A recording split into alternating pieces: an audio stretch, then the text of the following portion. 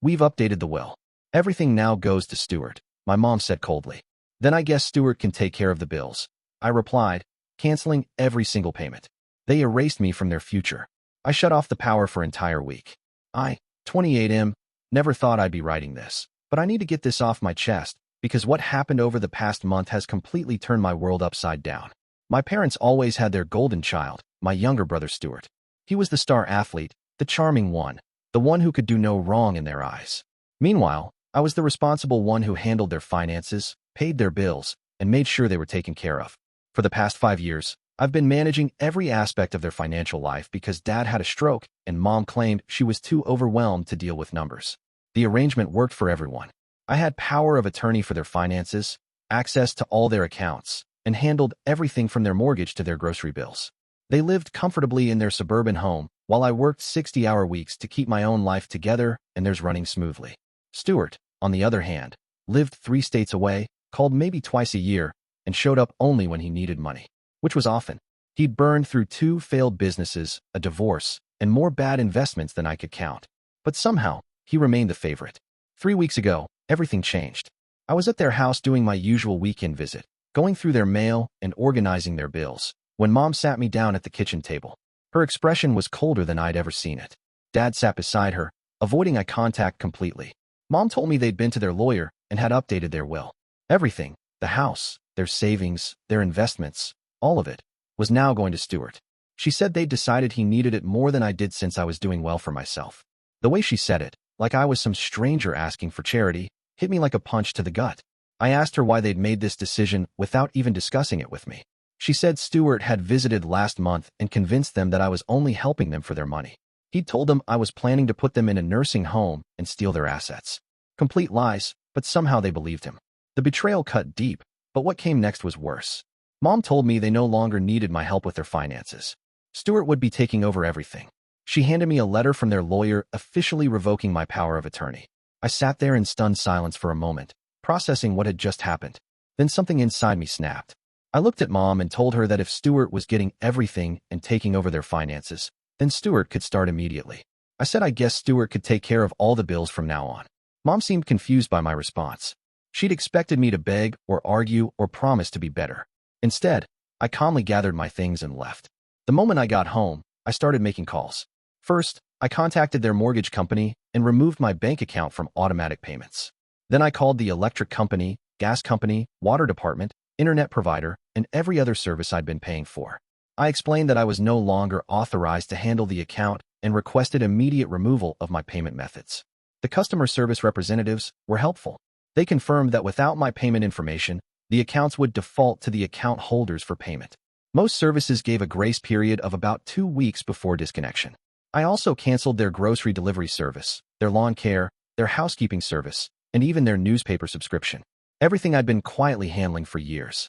Then I did something that felt both terrible and necessary. I transferred the money from their checking account that I'd been managing into a separate account. Technically, I still had access until the power of attorney paperwork was fully processed, and I wanted to make sure they couldn't claim I'd stolen anything later. The money would be returned once Stuart took over, but for now, it was safely out of reach. The first few days were quiet. I figured it would take time for them to realize what was happening. On day 4, Mom called. She was confused about why their internet wasn't working. I reminded her that Stuart was handling everything now and suggested she call him. She hung up without another word. Day 6 brought another call. This time she was panicked because they'd received a disconnection notice for their electricity. I repeated that Stuart was in charge of their finances now. When she asked me to just pay it this once, I reminded her of what she'd said about me only helping them for their money. If that were true, why would I help now that I wasn't getting anything? By day 8, their power was shut off. Stuart finally called me that evening, furious. He demanded to know what I'd done. I calmly explained that I'd simply followed their wishes. He was now responsible for their care and finances. When he started yelling about how he lived 3 states away and couldn't manage everything remotely, I suggested he figure it out since he'd wanted this responsibility.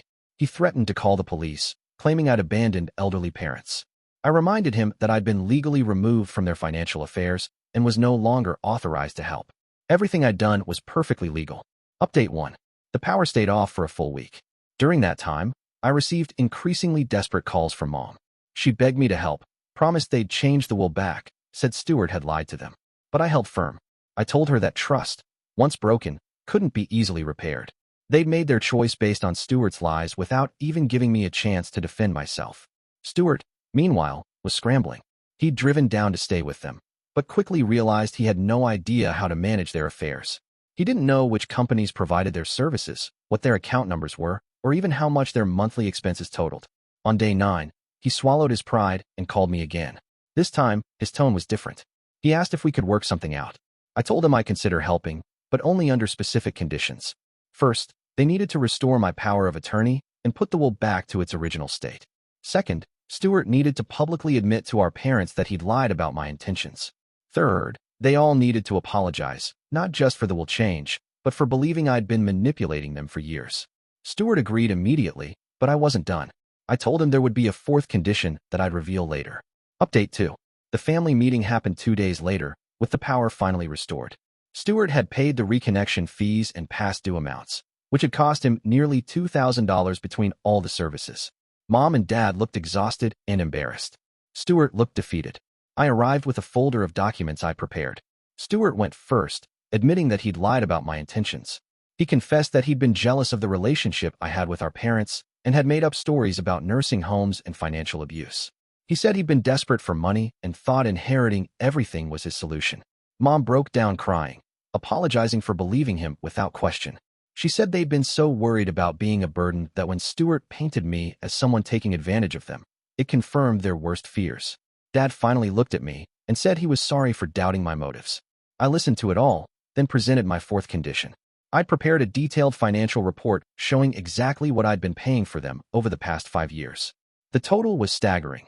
Over $40,000 of my own money that I'd never mentioned or asked to be repaid. Money for emergency repairs, medical bills their insurance didn't cover, groceries when their budget ran short, and countless other expenses I'd quietly handled. My fourth condition was that Stuart needed to repay every penny before I'd resume helping them. Not to me. I didn't want their money. But he needed to pay it into a fund for their future care, proving he was serious about taking responsibility. Stuart's face went white. He didn't have that kind of money, and we all knew it. Update 3. That's when I revealed my real plan. I told them I would continue managing their finances and caring for them, but things would be different. I'd be keeping detailed records of every expense, every payment, every service I provided. They'd receive monthly statements showing exactly what their care was costing and who was paying for it. More importantly, I'd be setting up a formal care agreement with legal documentation. If they ever decided to change their will again or remove me from their affairs, they'd be required to repay every cent I'd spent on their care from that point forward, plus interest. I also insisted on family counseling sessions to address the underlying issues that had led to this situation. Stuart's jealousy, their favoritism, and the communication problems that had allowed lies to take root. Stuart agreed to pay what he could toward the $40,000, about $500 a month, which would take him years. The rest would be forgiven, but documented. The most important change was in how our family communicated. No more secrets, no more assumptions, and no more allowing one person to poison relationships with lies. It's been 2 weeks since our family meeting. The counseling sessions have been difficult but necessary. Stuart is actually making an effort to be more involved in our parents' lives, calling weekly and visiting monthly. Mom and Dad are more appreciative of what I do for them, and they've started insisting on paying for their own groceries and smaller expenses when they can. The power dynamic in our family has completely shifted. I'm no longer the invisible caretaker who gets taken for granted. Stuart is no longer the golden child who can do no wrong. Our parents are no longer passive recipients of care who make decisions based on fear and manipulation. Was shutting off their power extreme? Maybe. But sometimes extreme situations require extreme responses. They erased me from their future based on lies, so I erased myself from their present based on truth. The week without power was uncomfortable for them, but it was necessary for all of us to understand the reality of our situation. I learned that being the responsible one doesn't mean being the doormat. Sometimes the people who love you need to experience the consequences of their choices to truly understand your value. And sometimes, the best revenge isn't hurting someone back. It's showing them exactly what they're losing when they push you away. The trust is slowly rebuilding, but it's different now. It's based on honesty, documentation, and mutual respect rather than assumptions and guilt. Stuart is learning what real responsibility looks like, and our parents are learning to value the people who actually show up for them. I don't regret what I did. Sometimes you have to turn off the lights to help people see clearly.